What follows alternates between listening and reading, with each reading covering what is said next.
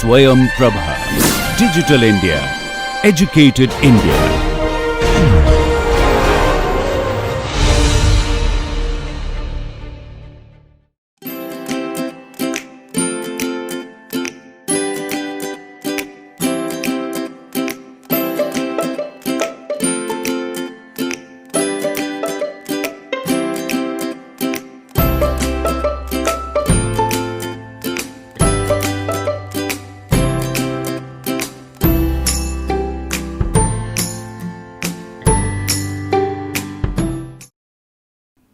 Welcome everyone. This is part 5 of Metabolic Diversity.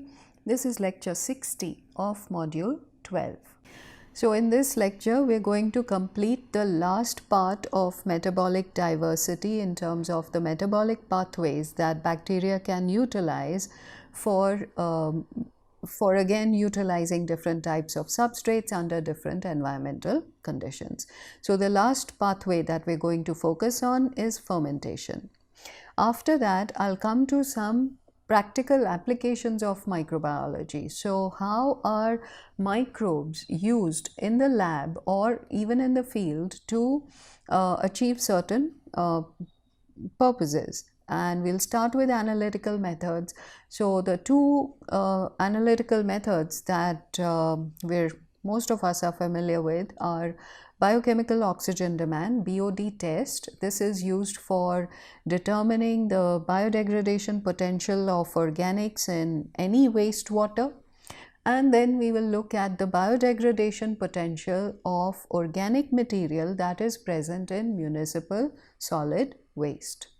And that's a topic that my research group has been working on. So we're doing quite a lot of work in that area. So I can spend some time talking about that. Now, in a previous lecture, I have mentioned that anaerobic digestion or fermentation, which is very common in wastewater treatment. Remember that the sludge from activated sludge processes is taken to an anaerobic digester.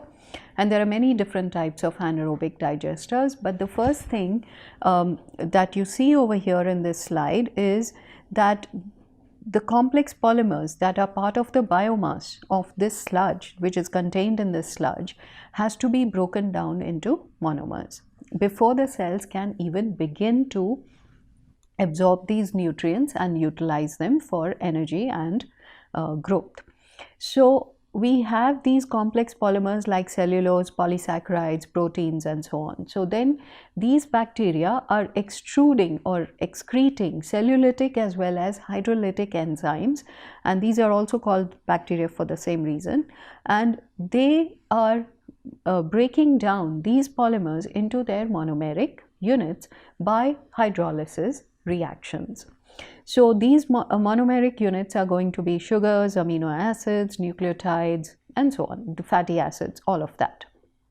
They will then be fermented by various groups of fermentative bacteria. So we have fermentative bacteria that will utilize these monomeric forms and convert them to 3 key intermediates.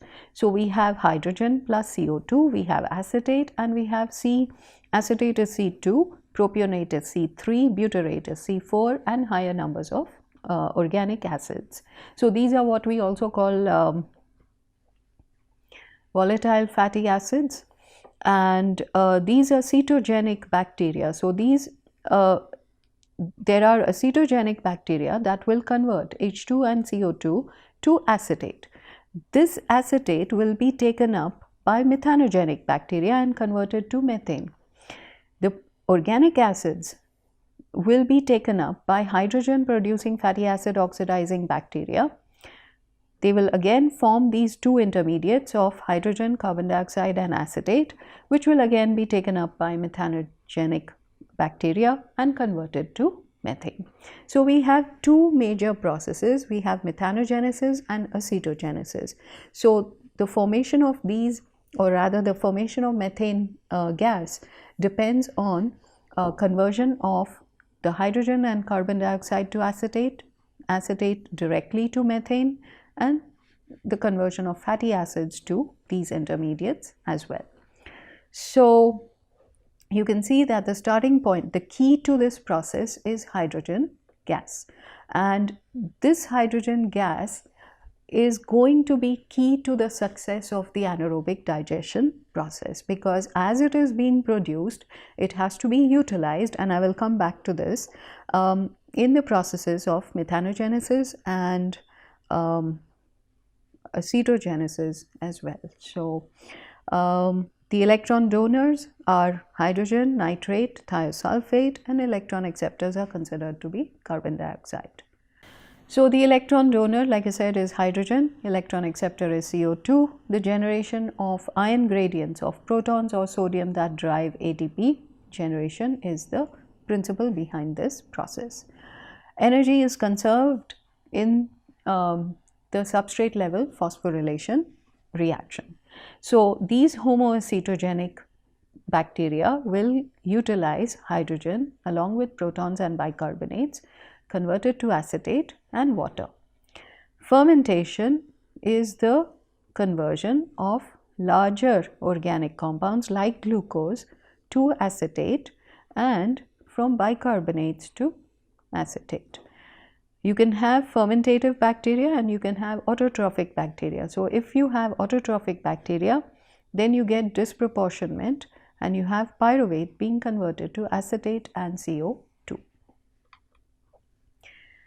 What happens in methanogenesis? Methanogenesis is the production of methane by anaerobic archaeobacteria, which are also methanogens. So, you can see some methanogenic bacteria in this particular photo. The cells are about 1.7 microns and they are fluorescing under blue light, and yes, so they are visible only with fluorescence.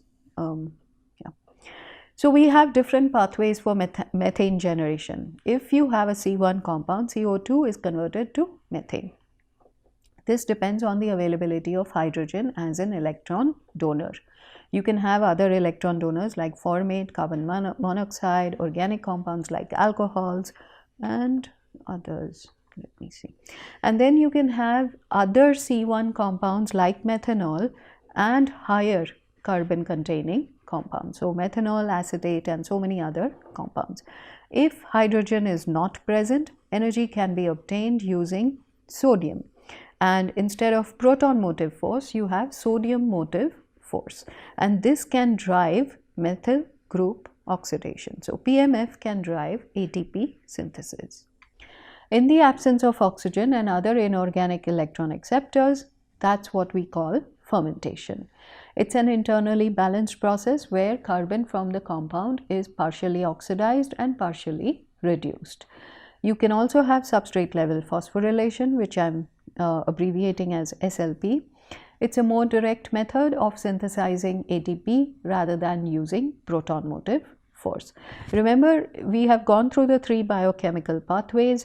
If you have oxidative phosphorylation, then you can utilize PMF or proton motive force to generate ATP.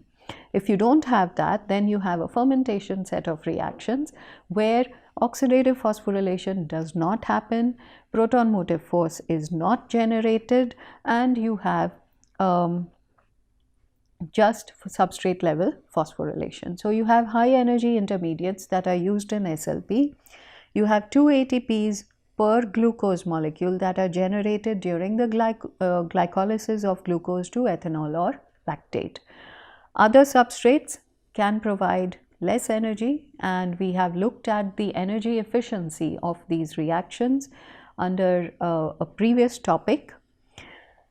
One key to our understanding of all these processes is that the electron balance has to be maintained. How is the electron balance maintained? So, whatever is being donated by one substrate has to be picked up by the electron acceptor, and that's why when I said, the simplest way of looking at fermentation is think about glucose, split it into equally into the most reduced form, which is methane, and the most oxidized form, which is CO2. That is a way of maintaining electron balance. But here we have a key intermediate, and that is H2 production. So, relatively small amounts of H2 gas are produced along with the fermentation products, and whatever is produced has to be taken up very quickly. We then come to the production of molecular hydrogen and acetate from pyruvate. Again, if I remind you, in the three biochemical pathways, one thing that is common is glycolysis, and the end point in glycolysis is pyruvic acid or pyruvate. And this pyruvate will pick up electrons and result in the production of hydrogen or in the production of acetate and ATP. These are examples of common fermentation reactions which have some commercial applications as well. So, formation of alcohols is based on sugars. The sugar can be derived from any source. It can be rice, it can be wheat, it can be any other grain, it can be nuts. The number of alcohols that come from different sugars is endless. So we have hexose being converted to 2-ethanol and 2-carbon dioxide by either yeast or zymomonas. Then you have homolactic fermentation. So the best example, like I said, is milk being converted to yogurt, which is lactic acid, and then further conversion to other products. So you have the sugar, lactose, being converted to lactate or ethanol, lactate and ethanol and carbon dioxide and protons. Then you have propionic acid, lactate to propionate, acetate and carbon dioxide. Butyric acid, hexose goes to butyrate, acetate, hydrogen and so on. And you can see the number of organisms or bacterial species that are capable of fermenting these substrates.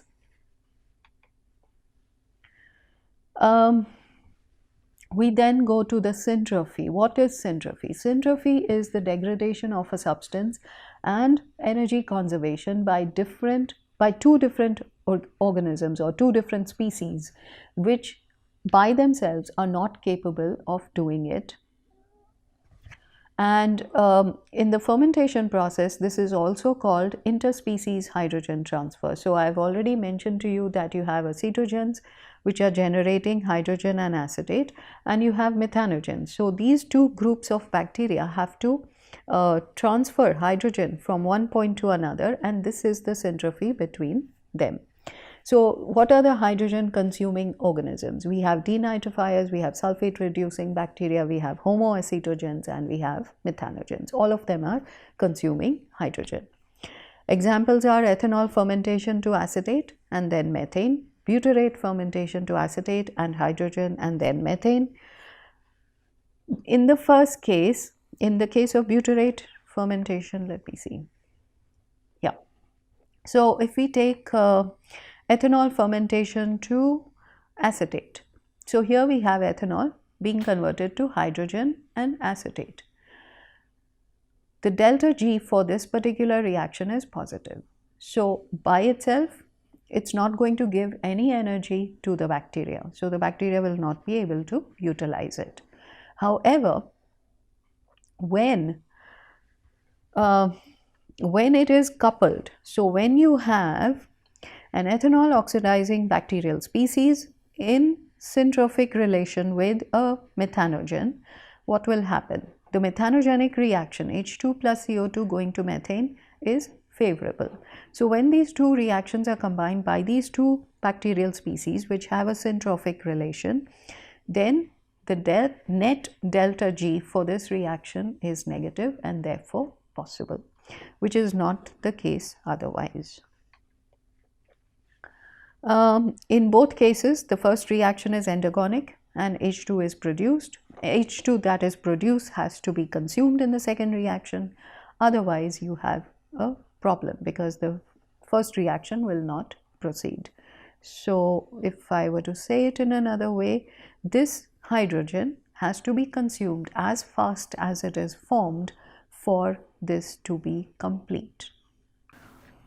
So here is an example of one of these bacteria. So we have Syntrophomonas wolfei, and it has been tested in a syntrophic culture as well as in a pure culture.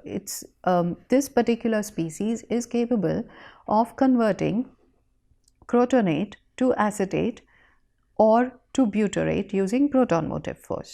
Okay, but if it is in a syntrophic culture, it will convert butyrate to acetate, and in the process produce hydrogen, and this hydrogen will be taken up by methanogens, and therefore you have a complete conversion to acetate. In the other case, you don't get complete conversion, you still have butyrate.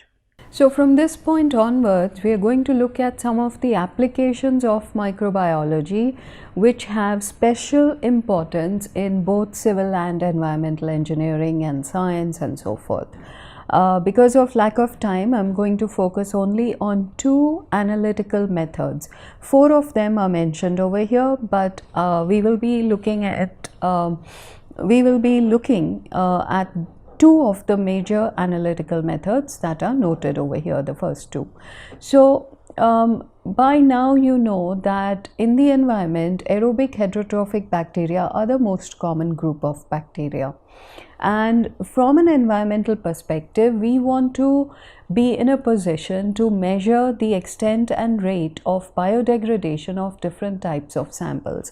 Now, the organic matter for heterotrophic bacteria can be present in water, it can be present in soil, or it can be present in solid waste material. So, the 4 methods that I have mentioned over here, the first one is biochemical oxygen demand, or some people call it biological oxygen demand, BOD.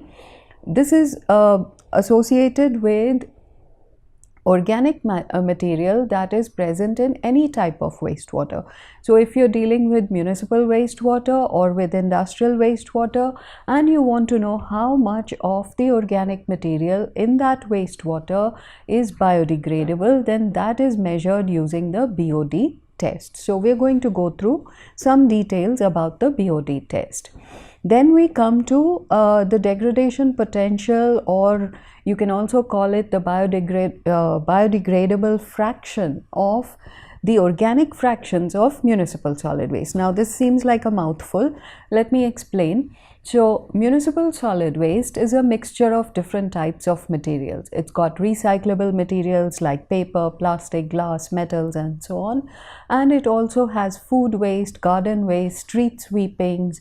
So you have soil, you have dirt, all kinds of materials are present in municipal solid waste. We are interested in knowing how much of that mixed solid waste has organic material.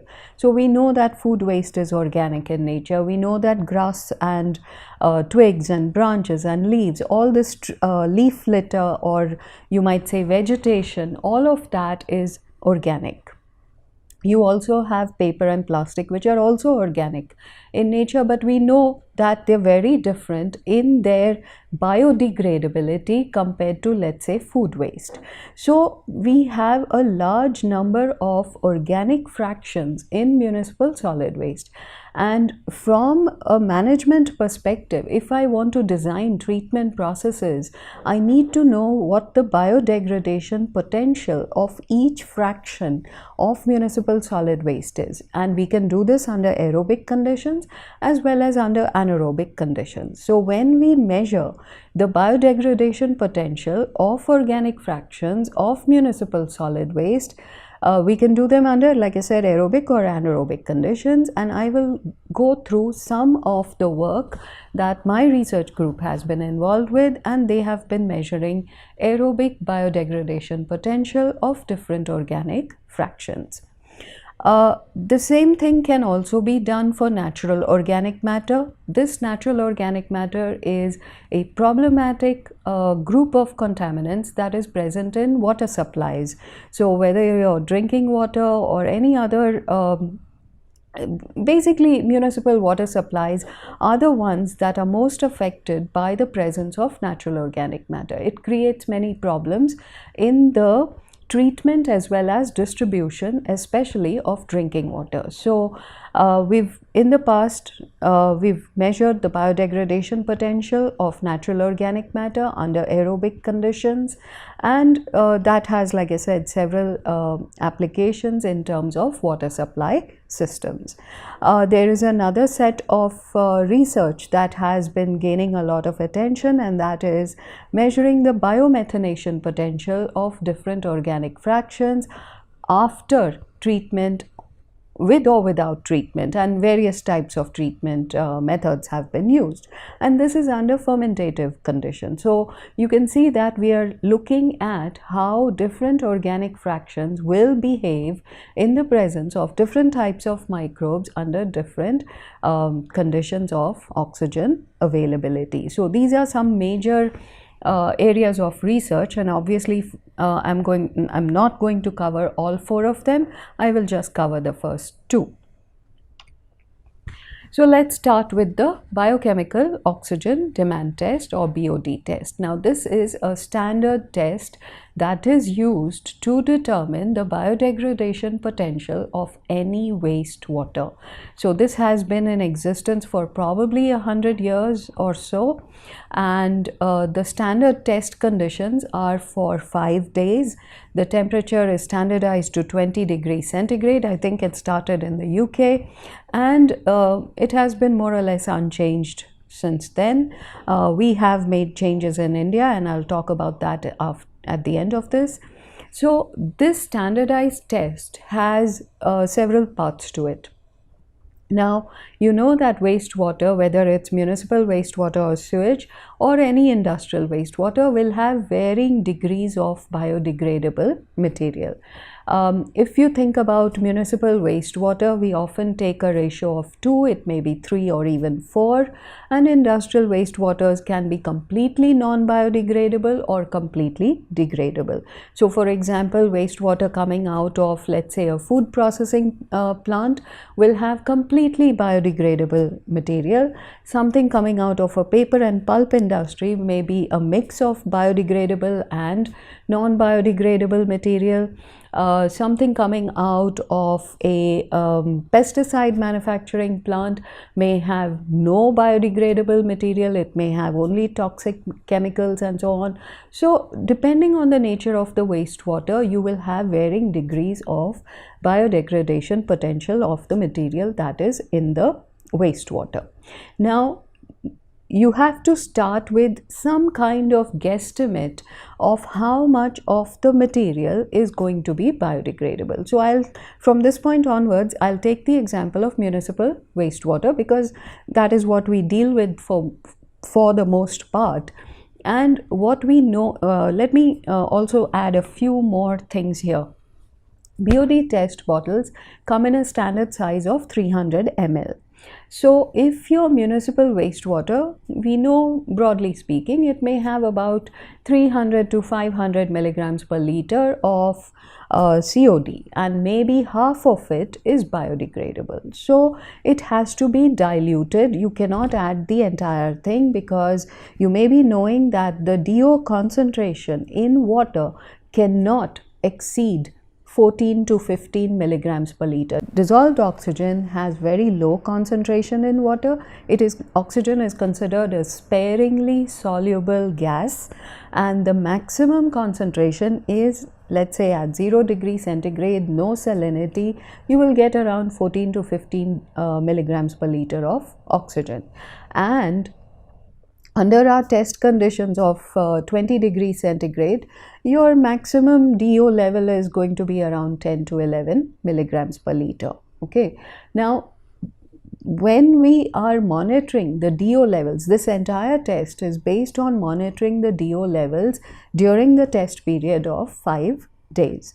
So we have to do 2 things. The first thing we need to do is to dilute our wastewater, because if we take undiluted wastewater, we will get a DO level of 0 at the end of the test period, because it has extremely high it has highly biodegradable organic matter.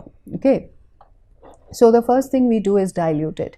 So in a 300 ml bottle, you will probably add about 10 to 30 ml of wastewater to stay within this range of DO drop. And I will come to more details about the DO drop in a little bit. What is the remaining content of this 300 ml bottle? After adding your original sample in a very small amount, maybe 10 to 30 ml, maybe 50 ml, you will fill the rest of the bottle with dilution water.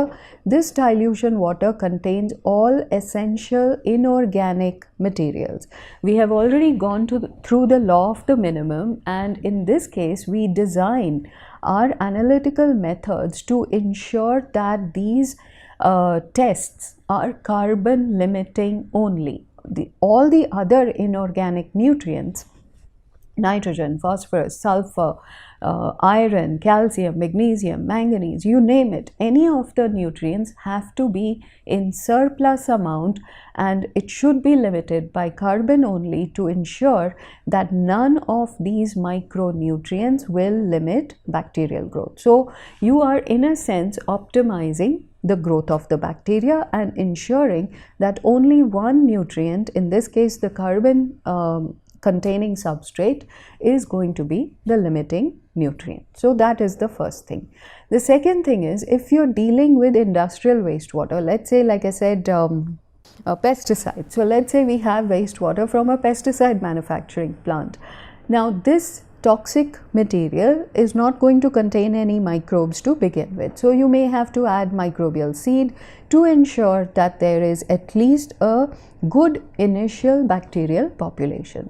On the other hand, in municipal sewage, we don't need to add microbial seed because sewage has millions to billions of cells per ml. So no need for adding other seed. There is a sufficient native population, sufficient amount of native bacteria that will be capable of degrading the organics in the wastewater. So like I said, this is the first part of the test. So one more thing to note is that the BOD bottle is basically it's manufactured in a particular way, and the main difference between other bottles and a BOD bottle is at the top end of the bottle. So it's a cylindrical glass borosilicate bottle, and the top part of the bottle has an inverted frustum of a cone. So it's got an inverted top, and the stopper is also made of glass, but it's frosted glass. And when you fill the bottle is filled to the brim. This glass stopper is literally dropped into the bottle to create what is called a water seal. Now this water seal will prevent any re-aeration during the incubation period.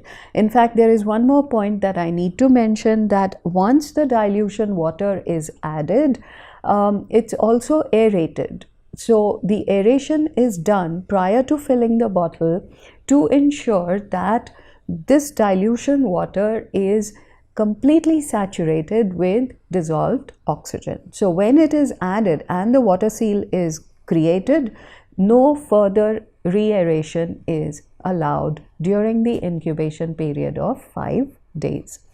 Now these bottles are then incubated in the dark. So we normally put them in an incubator shaker. They are kept at these bottles are kept in shaking systems within the incubator, and there's no light inside the incubator, and this is also a very essential part of the test.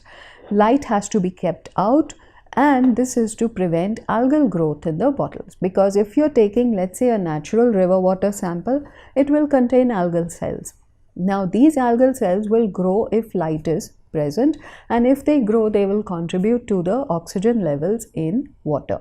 So we don't want to allow that to happen, because that will create interference in the results of the test. So that is why incubation is always done in the dark to keep the algal growth out of the system. Then we come to the end of the 5-day test. At the beginning of the test, we take the DO concentration in the mixed bottle. So you sacrifice the first bottle, determine the DO in the mixed contents of the bottle. At the end of 5 days, you measure the DO concentration again. So you have a measure of the initial DO and the final DO. Now DO these days can be measured in many different ways. There are titrimetric methods, there are electrode sensor based methods, and we also have spectrophotometric methods. So there are several methods that can be used for measuring DO concentration.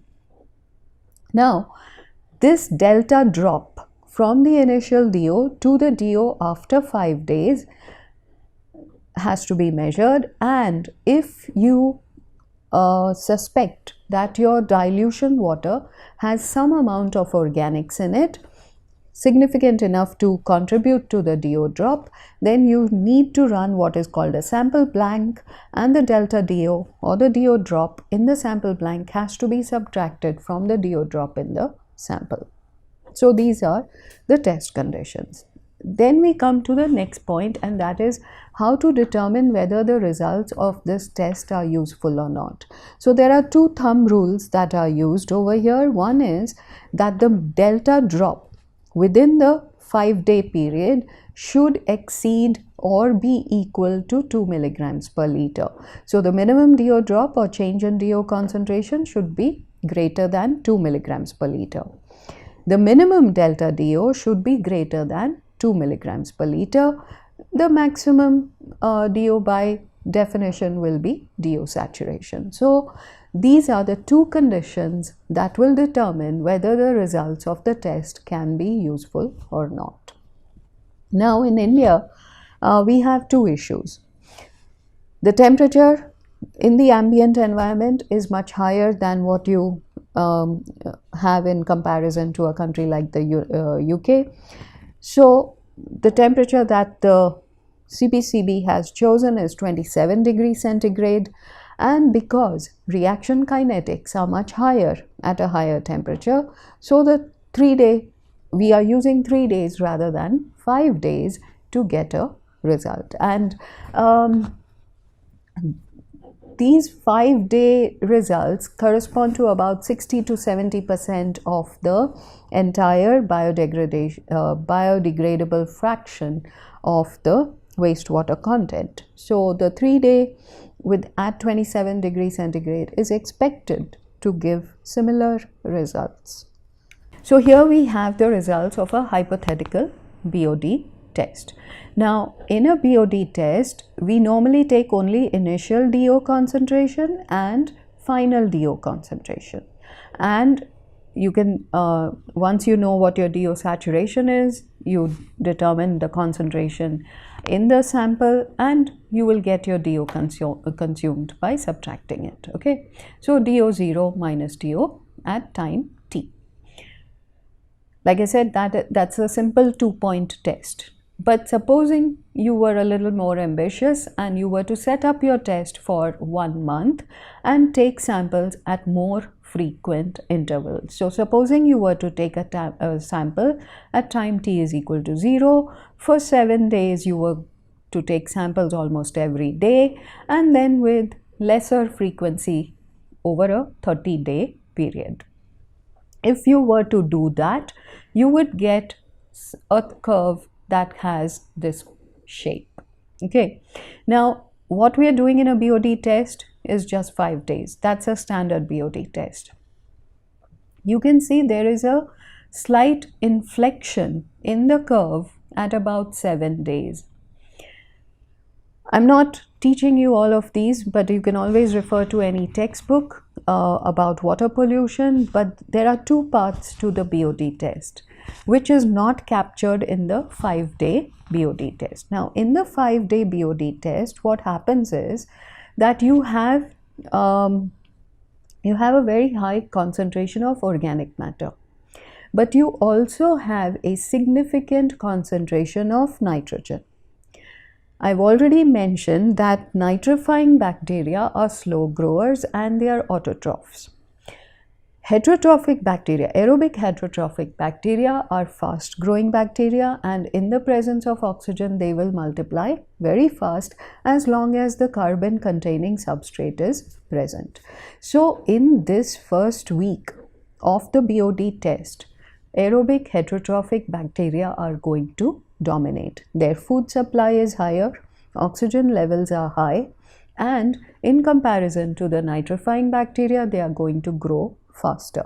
So when they grow faster, their population will dominate, and that is what we are calling phase 1 of the BOD test. Okay, so this is what we call the carbonaceous biological oxygen demand or biochemical oxygen demand, CBOD. And this is entirely being consumed by aerobic heterotrophic bacteria.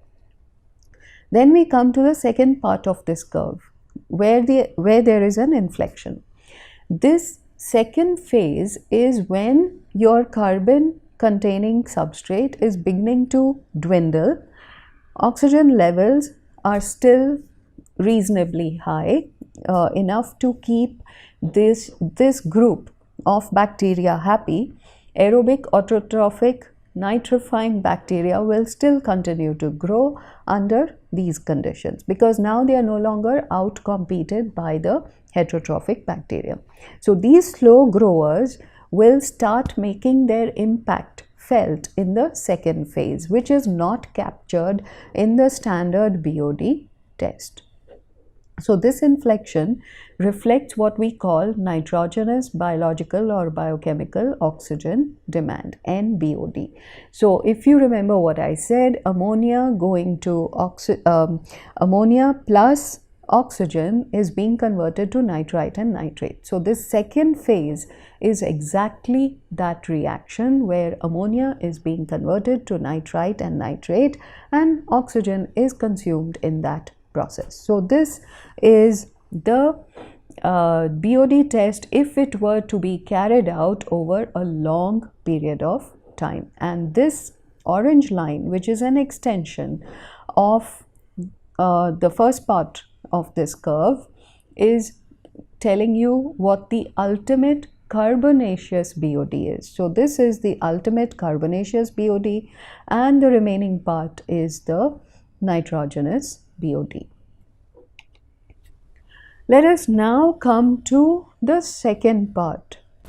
So now we can take a look at another test. So using the same principle as the BOD test, we have now come up with an aerobic biodegradation test to determine, or rather let me put it another way, using the same principles that are part of the BOD test, we've taken the same ideas and transferred them to measuring the biodegradable fractions or the biodegradable potential for different organic fractions of municipal solid waste under aerobic conditions.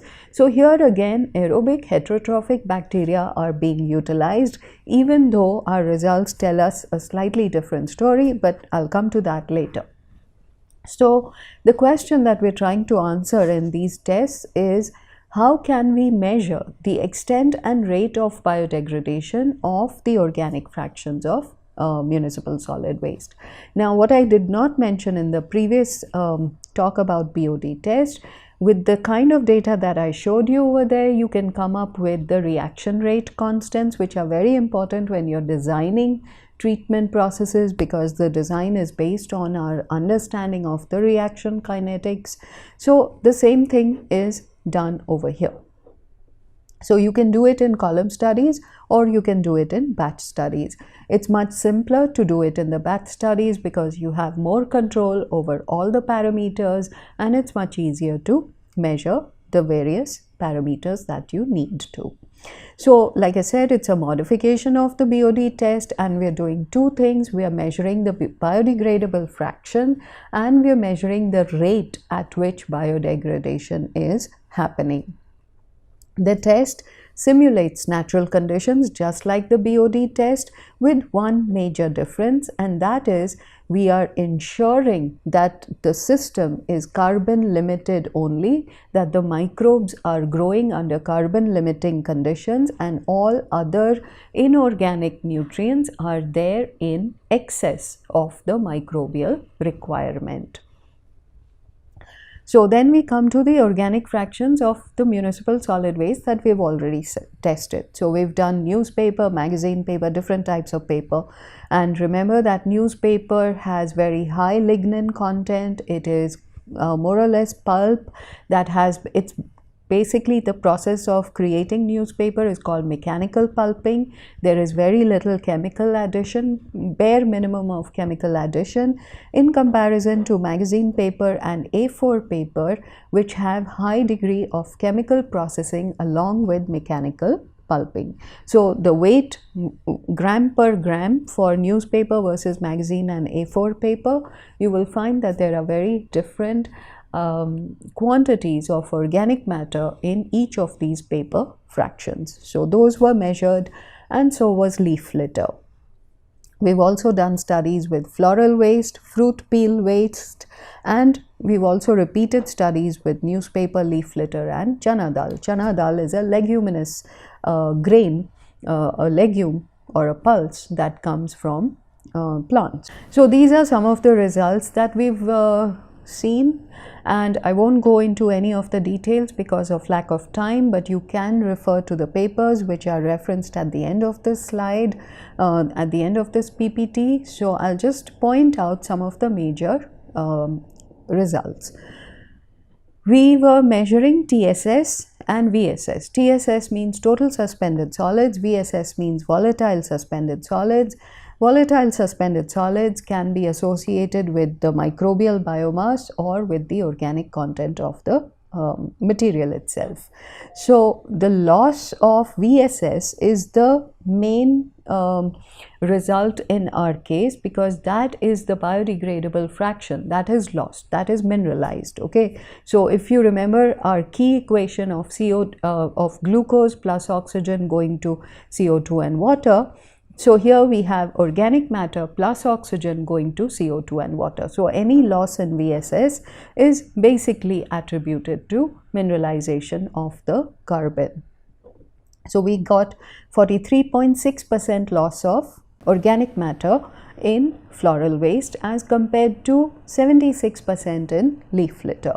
So just comparing these results tells us that floral waste, very difficult to understand even, is known to be more resistant to biodegradation compared to leaf litter, and the tannin lignin content was more biodegradable. Now this is kind of contrary to what you might expect, for the simple reason that that the tannin lignin in floral waste is likely to be low molecular weight compared to leaf litter, which has high molecular weight tannin and lignin. And now this high molecular weight material is likely to be resistant compared to the floral waste. Now there are other studies in the literature which have also pointed out that floral waste is less biodegradable compared to leaf litter and other materials like that. So here we have a few more results, and in this case two different sets of conditions were examined with floral waste. So in the first case we had floral waste with passive aeration. Passive aeration was provided by using vented caps on the test tube, so air could pass in and out without any bacterial contamination, because the tortuous path of air would prevent the bacteria from entering but allowing air to enter. And the inoculum in this case was soil. In the second case, the BOD bottles were used along with floral waste, so no aeration during the incubation period was provided, and cow dung was used as the source of bacterial seed. And you can see the difference. This condition without aeration and with cow dung as the inoculum gave better results, not a huge difference, but significantly better results compared to floral waste with aeration and soil inoculum in terms of TSS as well as VSS. VSS, the results are insignificantly different, they are almost equal, and in terms of tannin lignin removal also it's not a significant difference. So whether you provide aeration in terms of vented caps or whether you use cow dung or soil inoculum, at least in this set of experiments there was no significant difference. In another set of experiments with fruit peel waste, there was a significant difference with different inocula. So soil bacteria gave us 70% removal in terms of VSS. Cow dung supernatant gave us 83% removal of VSS, and wastewater sludge, which is teeming with bacteria and which we thought might give good results, gave us only 60% removal of VSS. and it made a small difference to the C/N ratio as well. But what is most important in terms of the measurement was the biodegradable fraction, which is measured in terms of change in VSS. So to summarize some of our major findings, we have a method for determining the biodegradable fraction of any organic material in the lab. This biodegradable organic material can be mineralized under aerobic conditions by a consortium of bacteria. Now, these bacteria, like I said, can be from soil, they can be from cow dung, they can be from wastewater sludge, or any other type of group of organisms from any other part of the environment. These consortia of bacteria will have aerobic, facultative as well as anaerobic bacteria. We have done some stoichiometric calculations of the level to which oxygen is likely to be used if it was a strictly aerobic pathway that was being utilized by all the bacteria. So we have clear indications from our results that it was not just the aerobic bacteria that were responsible for the biodegradation of this material, but a combination of all of these bacteria, which are often present in any of these consortia. Then we have, in terms of DO levels, in all of our tests, we had adequate DO in the water, in the media. So it was always greater than 5 milligrams per liter, and the pH was maintained using a buffer that provided neutral pH as well as phosphate or phosphorus for growth. So in all cases there was minimal change in pH, and it was always just around 7. We found that floral waste had less biodegradable material compared to leaf litter, and the biodegradation of fruit peel waste was affected by inoculum type but not floral waste. So these are some of the major findings, and this is just a very small snapshot of everything that has been done, but for obvious reasons of time limitations, I'm not going too far. And these are some of the references. Any of you who are anyone who's interested in this material can refer to the papers that are listed over here along with the textbooks. Thank you.